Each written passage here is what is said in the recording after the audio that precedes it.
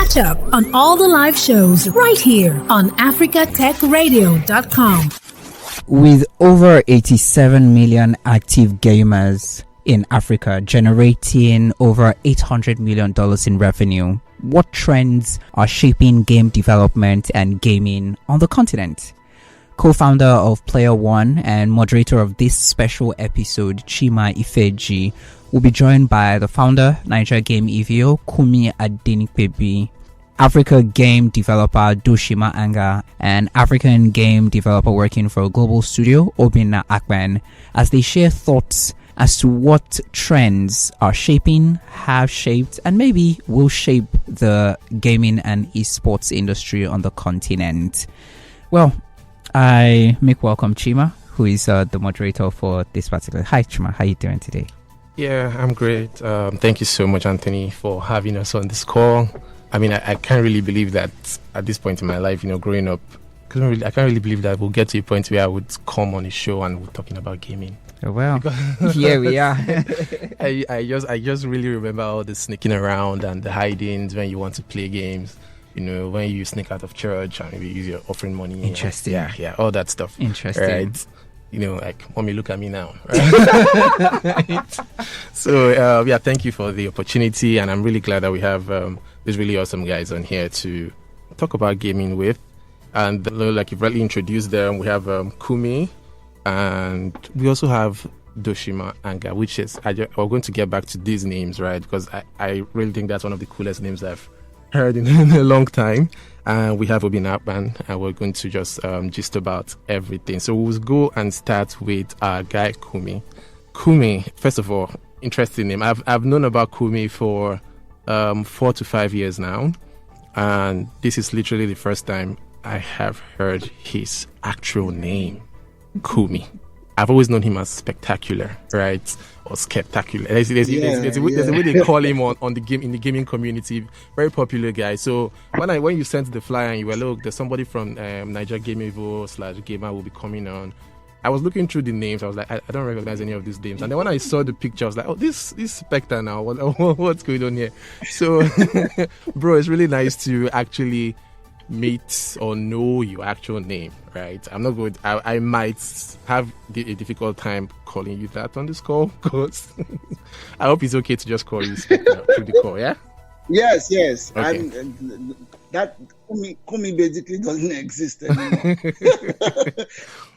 Even my wife called me Spectre. Wow. Man, talk about setting up a brand, man. Like I said, I've followed your work for a couple of years, and man, it's been truly, truly inspiring.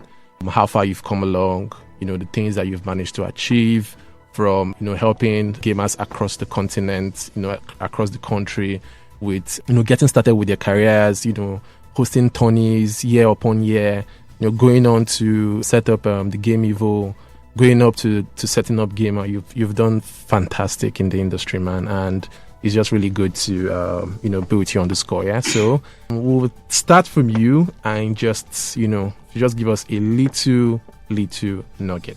Did you ever think that as a Nigerian, we would be at this point where we are gisting and talking about gaming as a career? Is that something you always foresaw growing up? Nope. So basically, when I started gaming in 2007, I had something that I wanted to share with people. That's basically gaming.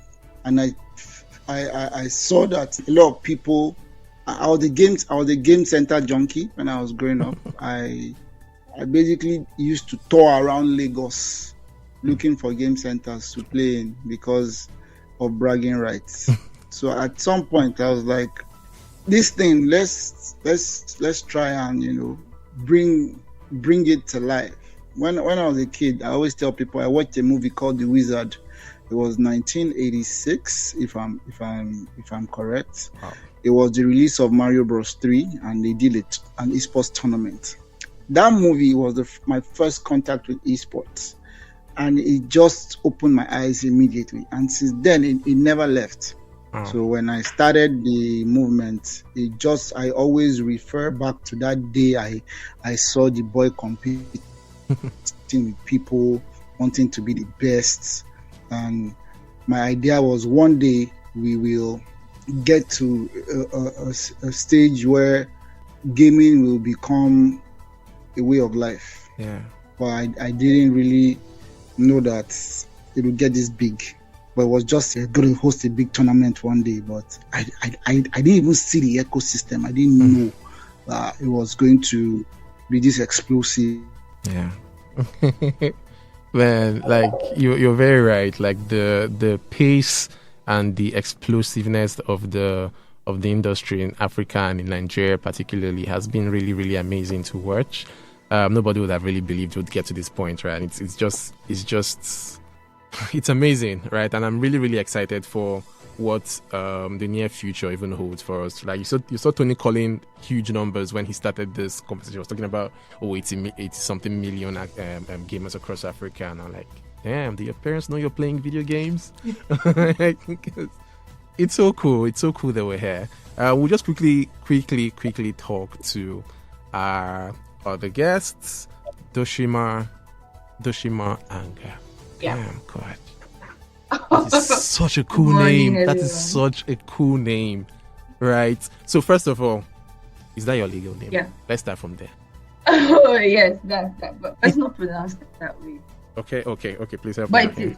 Okay. So how do you pronounce it? Okay, I was going so to say I hope I was pronouncing it correctly. So I'll help you. No, you are not. Okay, so it's a native name. Okay. So I know the one everybody will be more interested in is the Anger. The Anger is a native name.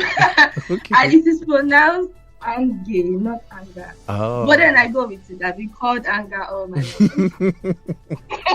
Oh my God. Okay. So, I mean, for obvious reasons. Okay, the first one. Can I quickly say something? yes. Anytime I hear Dooshima's name, it reminds me of a Japanese. Exactly, right. Right, and it's so perfect that then she's in gaming. Yoshimitsu. It's So I secretly call you Boshimitsu. I haven't said it out, but I'll tell you now. No, thanks. it's such a cool name, really. Oh yeah. It is. Yeah, thank you. So thank you for joining us on this call. So I did a little sneak peek at what you've been up to. Okay. It says you've been in gaming for over 4 years as a developer.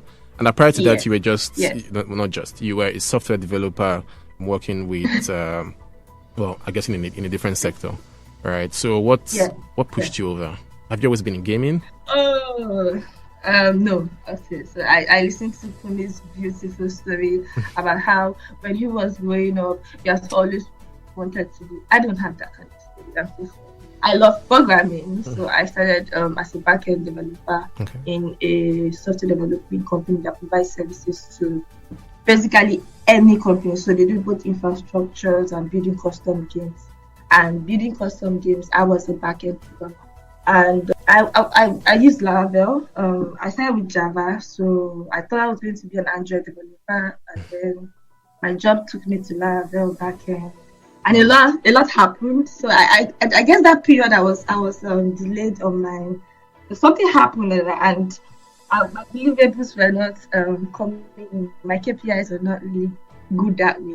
Okay. And I remember my HOD, an amazing man, but he said, if it was C++, will you be doing this? Why are you slow with your project? And what is this C++? Everybody keeps making me feel like as though because I'm using PHP now, it's inferior to C++.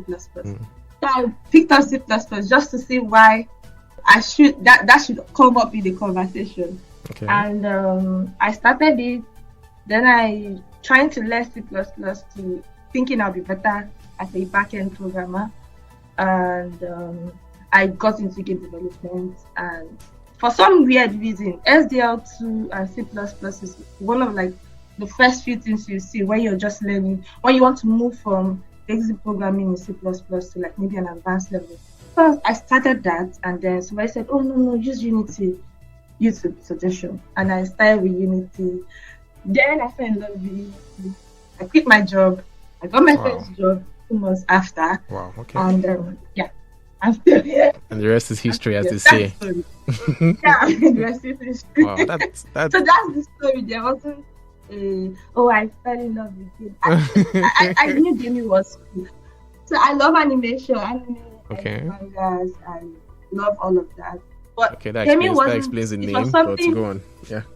No, my name was it's the best name. but I always thought gamers, as far as Africa is concerned, is elite. I used to remember when I was in school, university, and people would talk about they will play games, they use university Wi-Fi to try to kind of download games. I'm trying to download anime. They're trying to download the game, and I'm like, what? We can't even view this in Africa, in Nigeria. Why you guys watch? I didn't know it was possible. I tried. Yeah, so that's it. Yeah, I think we all had, or most of us had that same path as well, where we saw this thing we really loved, and we kept wondering, is it possible to get to this level in this part of the world, right? We're not yet where we all want to be, but I think we're on a very, very, very good path to that point in Africa, in Nigeria. Yeah. So really cool stuff. And I think, what will I say? I get your path of doing something that you think you are supposed to do, but then finding some other skill. Yeah, exactly, right. I started off as an Android developer as well. Oh. I thought that was my thing, right? But this is not programming. It's you.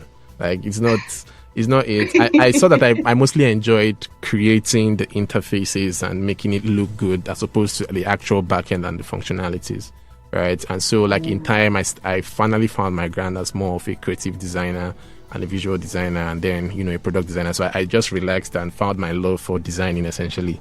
So that's how I moved on to where I'm at now as a designer. So yeah, really nice to meet you. Interesting. Likewise. Yeah. So I think you and Obinna as well are kind of on a similar path, but Obinna is a designer. Obinna, or developer. You say, Obinna, your bio says you are a 2D, 3D game developer. Could you tell us a bit about that? I would say I'm more of a gameplay programmer. The word game developer is like the word. Okay. Everybody thinks when we are creating games generally, and you are mostly freelance. So I use the word game developer, but generally I am as a gameplay programmer. Oh, okay. So that just the mechanics in the game. Sorry, you wanted to say something? Oh no, I think you started to explain that, because I just realized maybe you handle the character modeling, the environment modeling, and all that stuff. Is that what you do?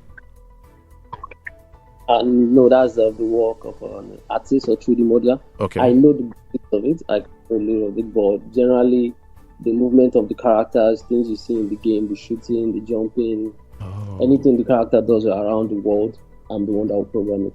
Oh, so those breaking points we see in popular games where somebody jumps and just falls into a broken part of the games, you guys are the ones responsible for making mistakes like that. Mm-hmm. Yeah. Once you just hold your pad and anything the character does, I'm the one that's programming. That's you. Oh, that's awesome. Yeah. That's awesome. Sorry. Punch through. Obinna, did you just hear what he said? He said I didn't think he cut that. Oh my god. Damn. Oh well, that's fine. Yeah. That's fine. So what would you guys say that working in this industry as Nigerians has been like, right? From a developer point of view, right, and a gamer point of view as well, right? Like, how do you see the trends in gaming growing in Africa, right? I know we've had some very, very good numbers recently, right? I mean, I too founded a gaming company with a couple of friends, PlayerOne, to help people earn money playing games, and it was pretty decent as well. I think in our first week we got over 2,000 gamers signed up and active on the platform, right? So what would you say is the direction that we're going to as a continent, as a country? Now talking from Nigeria and then moving on to the greater bits of Africa, what would you say is the direction we're moving to as an ecosystem, as a gaming ecosystem? So I want us to take it from a gamer's point of view, which is from Spectre, And I think Obinna too is a gamer. I saw in your bio that I think your in fact your username is even Bruce Wayne. I saw something awesome name as well. I think you guys really have cool names, right? So how would you guys say, from a gamer's point of view, what would you say we're heading in terms of the trends in gaming? And also from a developer's point of view, this is now for Obinna and for Dooshima. What would you guys say? Spectre, you go first. What do you think? First is for you're from PlayerOne. That means your Chinox partner. Yeah. Chinox was the one that mentioned you to me. Yeah. Chinox the legend. Yeah, Chinox the legend. Yeah, that's my guy. Yeah. He's actually a legend. He's one of the biggest Call of Duty. Was the biggest Call of Duty community. I don't. The story of why he left, I really can't still picture till now. But yeah, so looking at working in esports in Nigeria is it has been devastating. Let me not lie, but there's always light at the end of the tunnel. Because unfortunately, I will say thank you to COVID for bringing out the gamers. Because before 2020, I was focused on console gaming. And immediately COVID hit, I discovered people like Chinook with the mobile community. And within 2020, I grew almost 10,000 gamers due to the mobile community. So it was obvious that the mobile gaming community is way, way bigger than the console gaming community. Because you now add it left and right and say that how many people have access to buying the consoles for 500, 600,000 naira.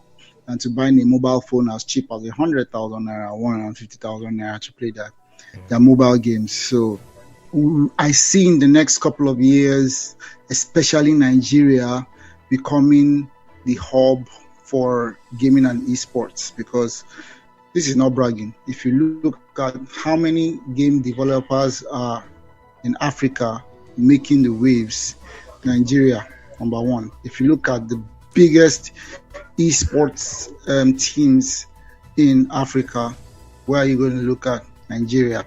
Now everybody will say, oh, what about South Africa and co? South Africa has first level entry because they've always had that investment from the Western world. We are basically the one growing ourselves without help from the Western world. Imagine when the Western world hits Africa, when it's almost hit, and it hits Nigeria, and that time is almost near. So I see us in the next couple of years becoming the powerhouse of gaming and esports in Africa, controlling the game development community. How many countries did Xbox go and do Xbox Bootcamp? How many countries did EAFC come and drop their server? They know where they know where the gamers are. They know where the pings are coming from. We're 200 million people rich, and 65%, 70% are young people. So they know where they're coming to. So we are going to be the hub, and gaming and esports is going to be a very big industry in the next couple of years. So yes, I'm very, very hopeful, and what a good time to be alive. That's just a summary there. What a good time to be alive. I completely agree with you there, because you go online and you see big names in the gaming industries tweeting, man, watch out for Nigerian gamers. Man, Nigerian COD gamers, they are on another level, right? I think it was inevitable that we're always going to get those servers, right? And that has started from last year. Yeah, last year. These things have started to come true. We have 5G now. More networks are building in to like increase the coverage of their 5G servers across the country. So like Nigerians have always been at the peak of gaming over the last few years, and this was without servers, like you've said, right? And we have been causing a headache for our developed countries' counterparts and associates. Now things are starting to look better in terms of more servers are coming here and our internets are getting better. It's only going to get crazier. I completely agree with everything that you said, right? And yes, what a time to be alive. I'm really excited to see what comes next. Yeah. So from a developer point of view, Dooshima, Obinna, what would you guys say? Where are we going to? When are we going to get African games? Yeah, I would say right now, the development scene in Nigeria, I wouldn't say is the best. We do have games that have come out from Africa, but we still need that one game that will put us on the map. Because unlike esports, thanks to Kunmi, we've gone quite far. Even when I was in the scene back then, where we are right now, I would say it's a very big gap and step up.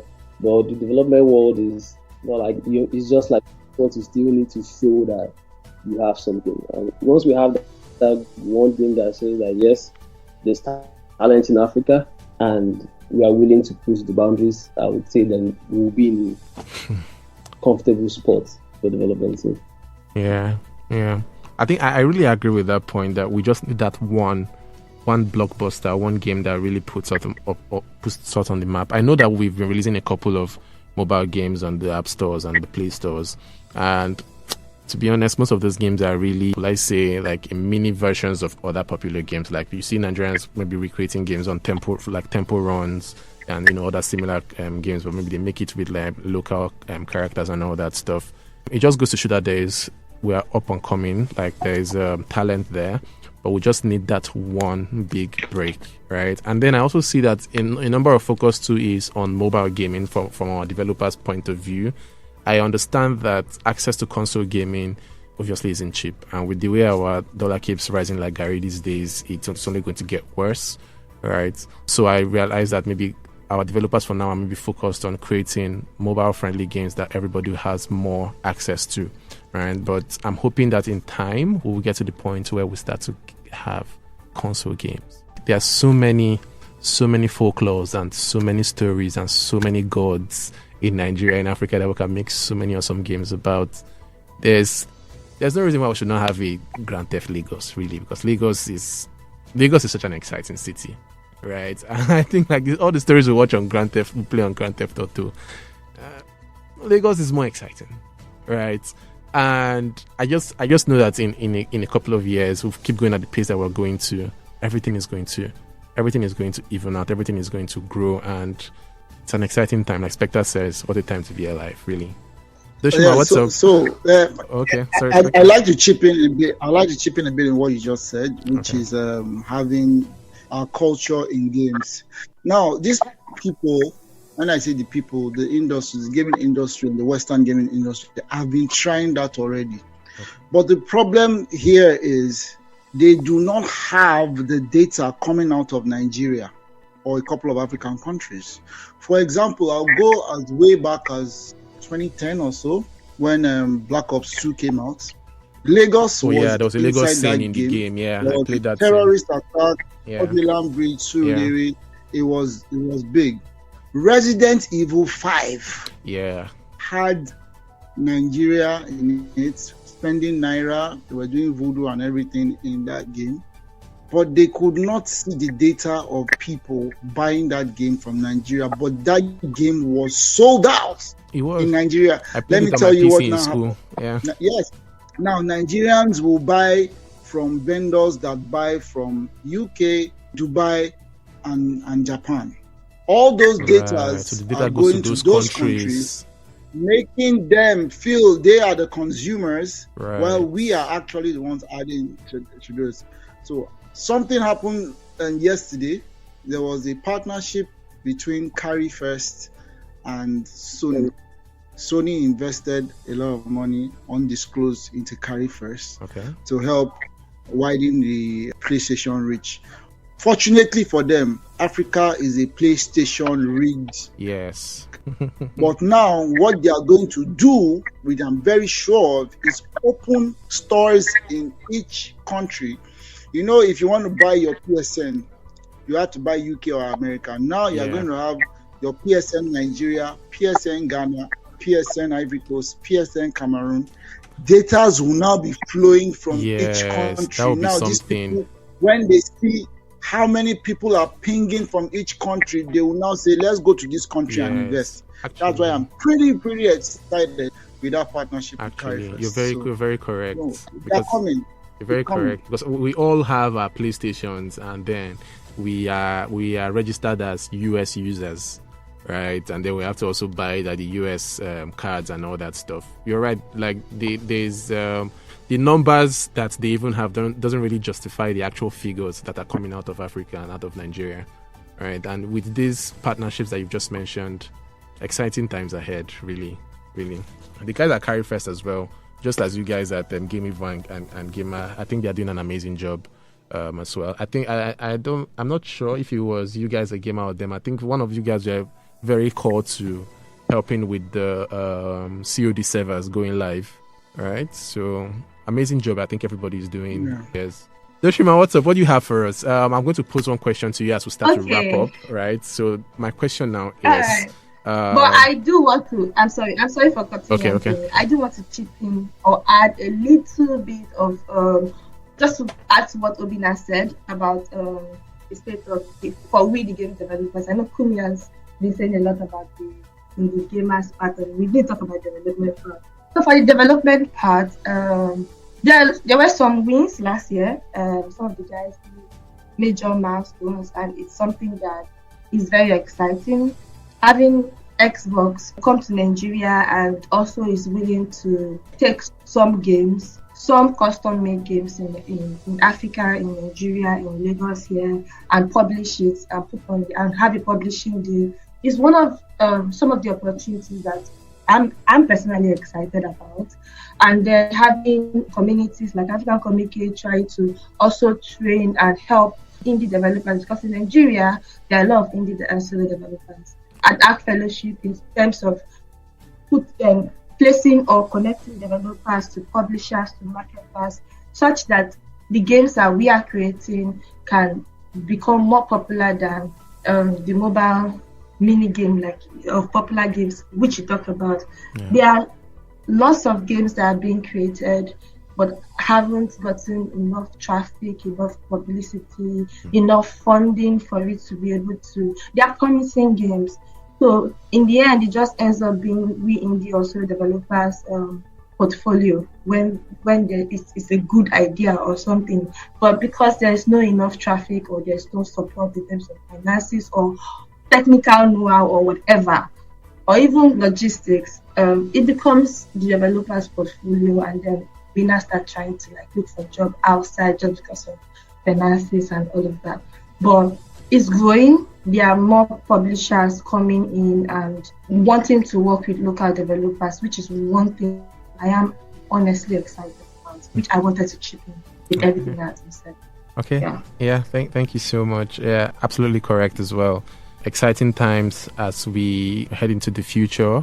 Things are going to get more interesting, right? And we'll all be here for it. So talking about the future and what to expect, I want to ask you guys for your thoughts on what you think some of the trends that we should look out for in 2024. We're just starting the year. We're just starting a new year. So as the year goes further down, what are some of the things that you think we would see or we should anticipate in the African or the Nigerian gaming industry in 2024?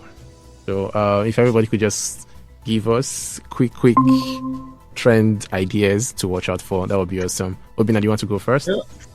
Okay. So the trends to look for this year, I would say I'm going to speak from my perspective and where I currently work, which is the mobile market scene. The mobile market isn't in the best state right now, so things to look out for this year would definitely be, if you're a mobile developer, you should try and focus more on hybrid casual games, because that's the core everybody's going for now, and also casual games, because hyper casual right now is in a very bad state and is oversaturated a lot. So most companies like Voodoo and the rest are departing from that current structure.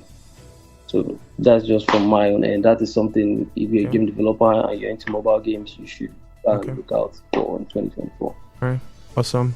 Thank you for that. Completely agree, by the way. I have been so obsessed with mobile games for the last 4 months.